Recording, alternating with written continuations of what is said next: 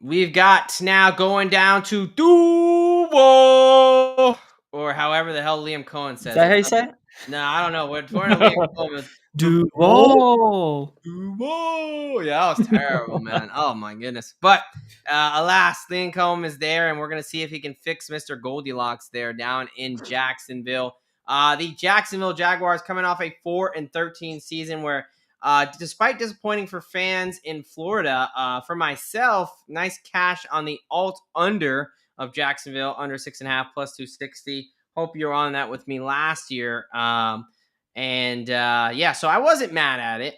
Just as Derek wasn't mad as the Titans being bad. I wasn't mad that the Jacksonville Jaguars weren't much better. But we're moving on. We're getting out of the rear view. We're going to the 2025 season. We'll see what our takes are this season. We're going to go losses, additions, talk the free agency market. I've got the easy job of just letting you know who's out and who's in the door. Derek's got the harder job of telling us what it all means. Let's get it rolling here. Losses, McCorkle Jones now up in San Francisco. Dearness Johnson, that kind of RB3 change of pace guy. He's a free agent, as well as Gabe Davis. Pretty failed project there. Yeah. Christian Kirk dealt with some injuries last year and ultimately getting shipped off to division rival Houston Texans. Josh Reynolds is now gone to the Jets. Evan Ingram, who we think is going to have a bright future in Denver. And then a couple changes on the offensive line, which we'll get to. And then Ronald Darby and Andre Sisco are no longer with the team. Now about who they brought in. I mean, you can't talk Jacksonville without mentioning Travis Hunter. I think he's going to, easily the most interesting player heading into the 2025 season. One we've seen in a long time. The dual threat wide receiver cornerback there. You also bring in De'Ami Brown from the Commandos. Some offensive line changes there. Patrick McCarry coming over from Baltimore, who's been a solid player. Bring in some defensive linemen to help, really some depth pieces there. And then quarterback Jordan Lewis, formerly of the Cowboys in Michigan. They bring him in as long as Caleb Ransall from the draft and Eric Murray coming over to help with that secondary that was pretty poor last year. Mm-hmm. So decent amount of changes. Obviously, Travis Hunter is the big ticket item here, but how do you see this roster heading into the 2025 season? Yeah, I mean, I think it's definitely improved. Unlike the Titans that we talked about here just a bit ago, this was a roster that needed a little bit of an overhaul. They did it, and I think they did a pretty good job of bringing in guys that they needed in key positions. Their offensive line was not that great last year. They bring in a starting guard and a starting center to help Trevor Lawrence. You bring in a potential wide receiver too in Travis Hunter to bring defenses away from Brian Thomas Jr., who had an absolute insane rookie campaign last year. You got kind of a dual-headed running back room in Travis Etienne and Tank Bigsby. I know we'll talk about that a little bit here later.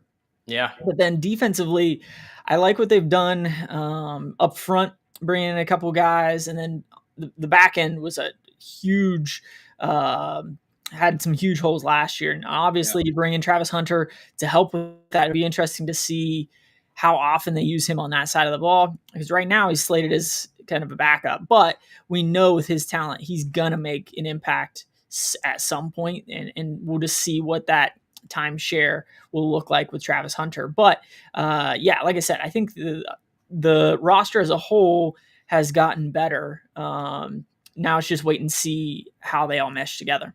Yeah, you mentioned, I think they did some good stuff to fix their offensive line. I think gave Brian Thomas a running mate. If a Hunter was able to kind of have the ability to play both positions and have the trust, I would really like kind of, where the direction they're heading in, addressing two major holes.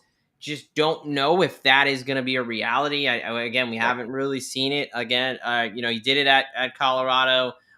He did very well. Obviously, he's got good conditioning, but the hits he's going to be taking are going to feel a little bit different. The routes and things he's going to have to cover and run are going to expend a bit more energy as we take up a step in class there. So that's going to be a very interesting thing. I think the other thing is Trevor Lawrence. I've kind of notably been, let's just say a Goldilocks doubter. Hater. Maybe, all right, we can say a hater. Yep. Yeah.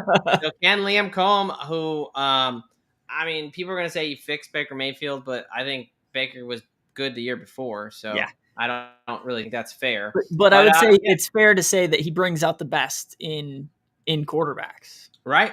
Yeah, I think that this is kind of the opportunity to see that generational talent that people keep trying to tell me about in Trevor Lawrence. I mean, it's kind of the put up or shut up year for him. He's got a bona fide number one wide receiver in Brian Thomas Jr. He's Yep. got a very, very solid wide receiver too in Travis Hunter. And he's got a decent offensive line in front of him and a capable backfield. So very interesting to see. Another thing, the team comes in pretty healthy.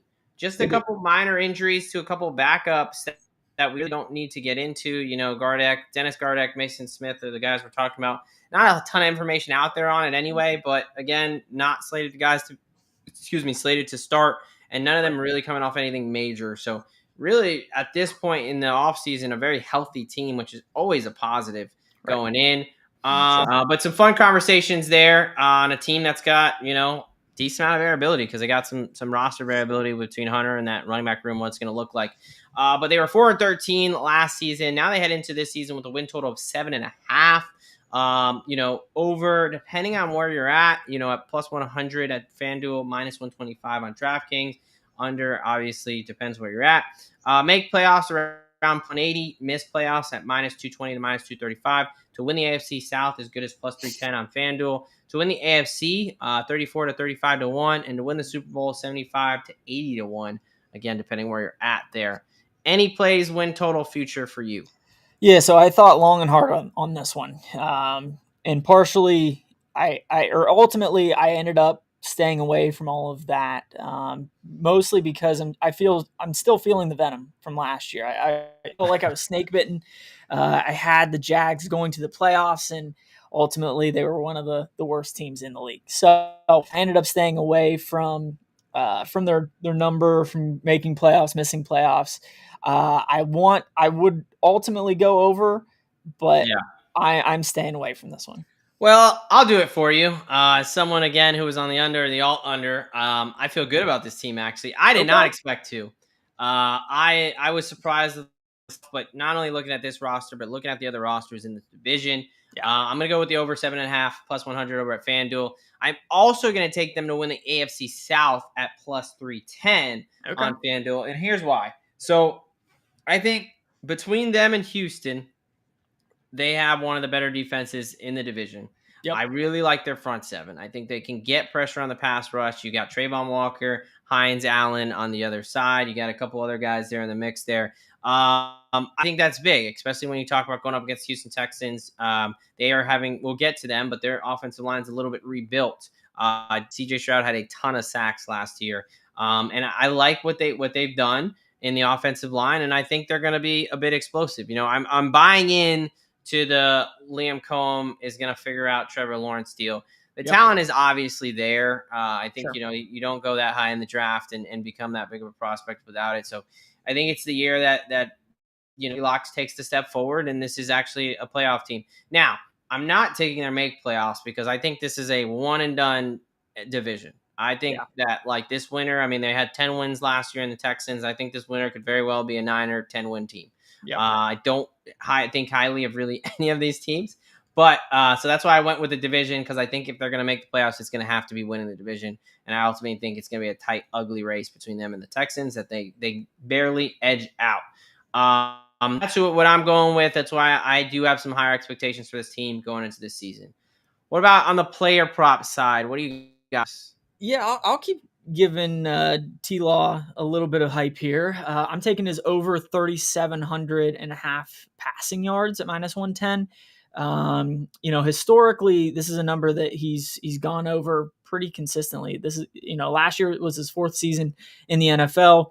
He only threw for 2,000 yards, but he only played in 10 games. So, the 3 seasons before that, he started at least 16 games. 23 and 22 seasons, he threw for over 4,000 yards. His rookie year, he threw for 36. So he averages about 3,900 yards in a full season. Even if he misses a couple games, that still leaves the door open for that 3,700-yard mark. So I think he's going to return at least to where he was to his injuries last year, if not, like you said, to kind of take another step forward with a more improved receiver room. Yeah, and I mean, he's gonna have to. He's Yes. got better receivers, and let's be honest, as much as I think the defense is okay on the front seven, the secondary has question marks. They're gonna Yeah. give up some points. So if they want to win games, he's gonna have to score, 24 plus points, which I think he can with his offense. So I don't hate that play. My player prop, I talked about him, Tank Bigsby. I love Yeah. him. He had 7 touchdowns last year. It's kind of splitting time. I think he ascends into more of that RB1 role for the whole season. Give me 5 touchdowns at -110 over on DraftKings, Okay. 10 plus touchdowns at 8-1 over on DraftKings, and 1,000 yards on the season at +450 for Tank Bigsby. I'm going to play a situation where I think he's the RB1 for the majority of the season because I think he's the clearly best back that they have. Again, with kind of, Etienne starting out as RB1 and then fight through Etienne's struggles and Bigsby's play, he kind of took over that role. In 16 games, he almost 100 yards and he had 7 touchdowns. Yeah. I think give him, the bulk of the carries on an offense that projects to be better with the offensive line improvements, with bringing in Travis Hunter and De'Ami Brown on the outside, Brian Thomas Jr. getting a little bit better. I love Tank Bigsby being a benefit of a better team and being the better runner out of the backfield. So I want to play some of his, best case scenarios there. Yeah, I love the 5+ touchdowns, and to take your words out of your mouth, I don't hate the 10 plus and over 1,000 yards. Beautiful. All right, these 2025 Jacksonville Jaguars. Some optimism here, more so from myself. I am on their over. I'm also on them to win the AFC South. Don't do me wrong, Goldilocks. It's time for Liam Coen and Trevor Lawrence to figure it out with some solid wide receivers. Derek is backing Trevor Lawrence to go over his passing prop on the season. I'm a Tank Bigsby guy. I think, look, when you're talking about on the football field, you're inside the 5 and you have a tank coming at you. There's nothing stopping him from getting in the end zone. Give me Tank Bigsby all over him this year. Touchdown props. Give me his alts. Give me his 1,000 yards.